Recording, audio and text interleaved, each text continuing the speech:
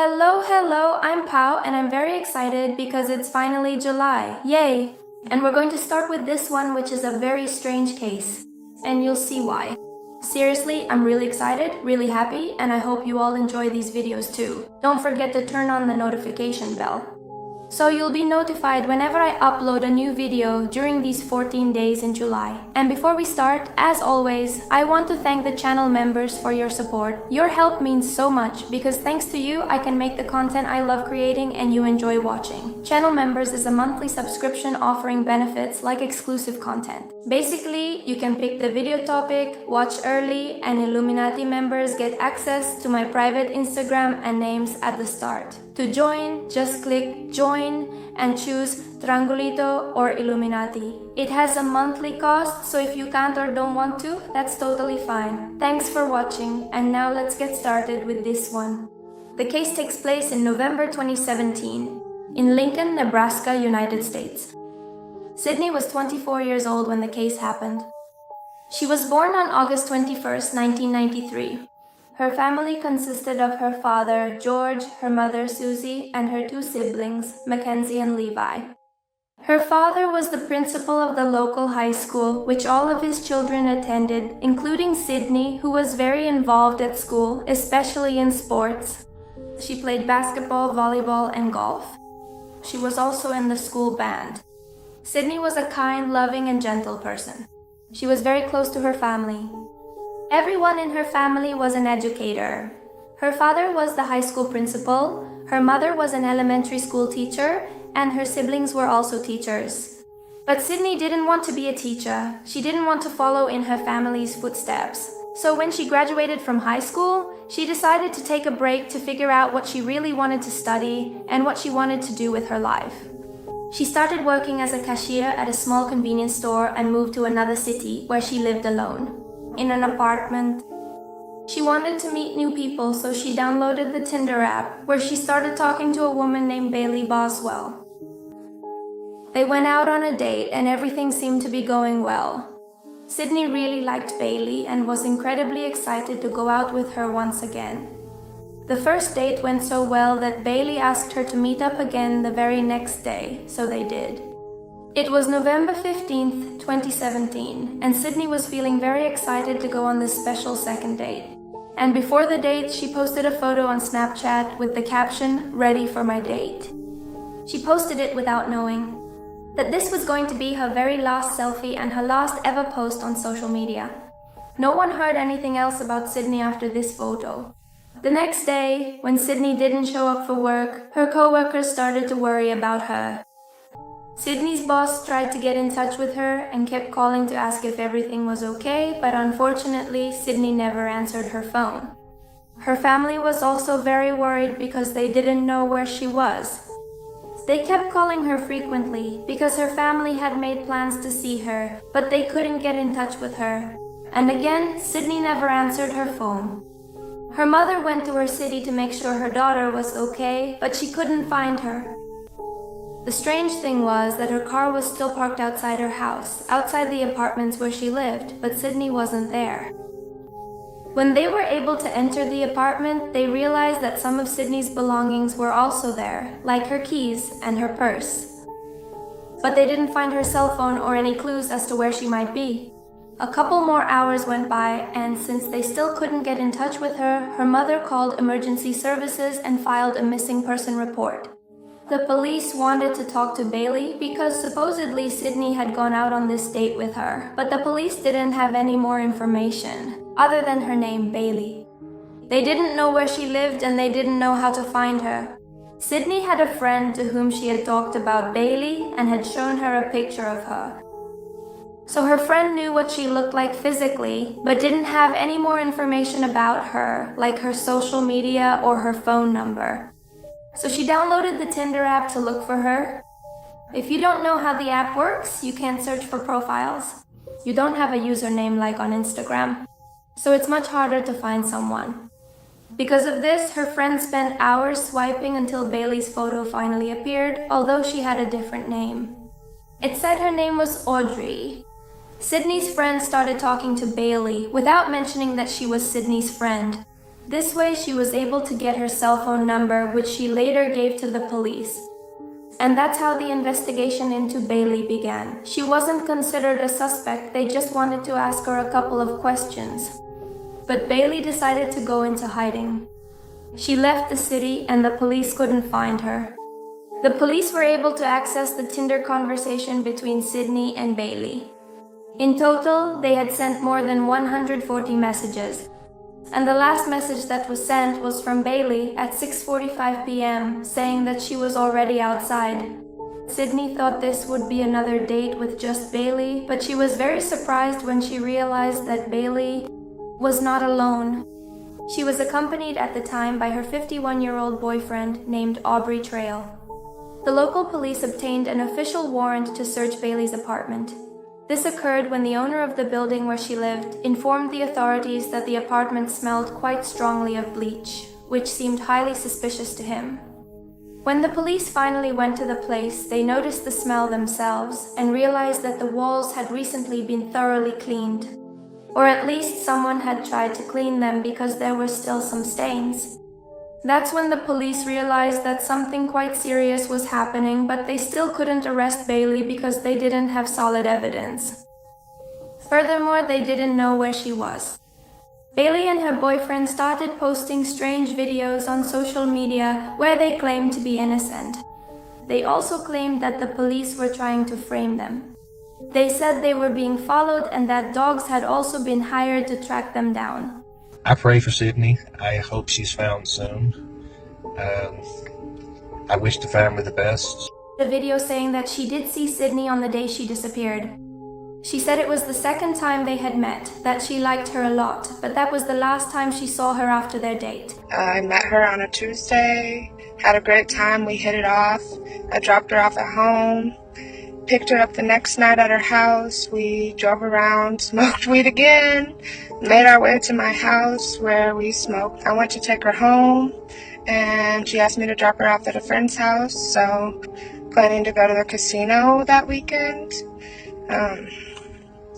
I haven't heard from her since. Because I've never made an excuse for anything I've done in my life. I do what I do. Be it, if I'm a thief, I'm a thief. But I'd be goddamned, I've never killed anyone in my life. I've never hurt a female in my life. In the videos, they also mentioned that they had already spoken to the police, that they had already given them all the information they had. However, according to the officers, at that time, they still couldn't locate them, so they hadn't spoken to them yet. Up until the day they posted the last video, November 30th. They were found in a hotel in Missouri. They were transported back to Nebraska and arrested. The police obtained access to security footage from a store where Aubrey is seen buying cleaning products.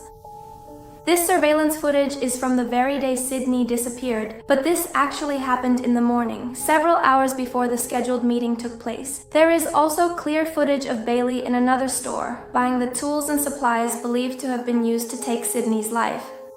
And unfortunately, on December 4th of that year, the first part of Sydney's body was finally found. It was discovered in a field after a passerby reported seeing an arm sticking out of a discarded garbage bag. They realized it was Sydney because of the tattoo she had on her arm. Other parts of her body were also found there, but not her organs. 6 months later, Aubrey and Bailey went to trial. Bailey said in an interview that the three of them, Bailey, her boyfriend, and Sydney, were participating in an erotic act. And that's when everything went wrong and unfortunately Sydney died. She said she died from accidental asphyxiation. Aubrey's defense said that her death was not planned and that it was all an accident. That they were engaging in an erotic act where they were asphyxiating Sydney, but unfortunately she died. And they made the bad decision to try to hide her body because they panicked. But the opposing side's legal team disagrees with this, since there is compelling evidence suggesting that it was indeed planned, because they were seen that morning purchasing tools and cleaning supplies. Among the items they bought were a saw, industrial tape, knives, large garbage bags, and a lot of bleach, along with several other items. It was later shown that while Sydney was talking to Bailey, Aubrey was the one who strangled her with a cable. And after this, he mutilated her body using the saw. Mrs. Louie's body was cut into 14 pieces. We found 13 of those pieces. The remaining parts of her body were found inside discarded garbage bags. They were located roughly 1 hour and 30 minutes away from the residential apartments where she lived. Aubrey was being tried for 3 crimes: planning a homicide, and disposing of human remains. But he only pleaded guilty to the crime of disposing of human remains. He said he was innocent of the other 2. This is where the entirely bizarre legal case gets much stranger. When they were standing in court, Aubrey openly admitted that these allegations were indeed true, but he claimed that he did it because he was actually a vampire. That he was the leader of a cult and had a group of other women who were members of this same cult. In total, there were 12 women whom he called witches. He said that if they joined this cult, they would begin to have powers. They gained these powers if they tortured and killed other people. 3 women who were part of this cult gave their testimony, but they did so anonymously. A 22-year-old woman said that she met Bailey on Tinder in the summer of 2017 and that Bailey introduced her to Aubrey. The reason she agreed to be in this cult was because she knew all of this was a lie and that he wasn't a vampire at all, but she was taking advantage of what he gave them since he invited them on trips, bought them things, and gave them money. I think it was $200 a week. So for this reason, she was in this cult. But in addition to these benefits, she also had to follow certain rules, such as, for example, she couldn't be with any other man except Aubrey. She had to ask him for permission to go out or to do whatever she wanted. And she also had to call him or send him messages every 3 hours so he would know what she was doing, who she was with, and things like that. So yes, he kept them very controlled. She said that Aubrey claimed to have powers like telepathy, flying, and hypnotizing people. He told them that if they started torturing or hurting people, they would begin to have powers, like being a healer and being able to see danger, whatever that means. Bailey was the witch queen and was called Mommy. And Aubrey was called Daddy. They had planned to perform several rituals, but these had to be done in the forest and during a full moon. The woman who gave this testimony said that she never saw any crime being committed and that she thought all of this was a lie, although at the same time she was indeed afraid of Aubrey, because she mentioned many times that he was a murderer, and that if she revealed any kind of information, he would kill her entire family. At one of the trial hearings, Aubrey decided to stab himself in the neck. Before doing this, he solemnly said, "Bail is innocent and I curse you all." After that, he drove an object into his neck and began to collapse, right in the middle of the trial. It has not been confirmed what object he used to stab himself, but most likely it was a pen or a small knife that he had hidden. An ambulance arrived immediately and took him to the hospital. This interrupted Aubrey's trial because he was injured. And Bailey's trial began in October 2020, where she was found guilty, but she still hasn't been sentenced. A couple of weeks ago, Aubrey's hearing was reopened and he said, "Almost everything I said before was a lie." He said that he took Sydney to his house so he could recruit her as one of his witches.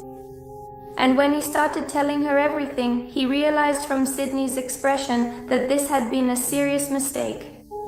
He said that Sydney started to get scared, so he tied her hands and took her to his room where he strangled her with a cable. He said, "The truth. I killed her because of the reaction she had when I told her about the group, and I had no doubt that she would tell other people. She rejected my lifestyle and threatened to expose me, so I killed her." The judge in the case said that Aubrey's depravity was very evident, and that he met the requirements for the death penalty. To which Aubrey responded, "To be honest, I don't care what happens to me today." Aubrey wrote a letter which he read at the trial in front of Sydney's family. He says this, "I'm not going to say I'm sorry because that would be an insult after everything I caused, and I'm not going to ask for forgiveness because I don't believe in that." He also mentioned that this was the only thing in his entire life that he regretted.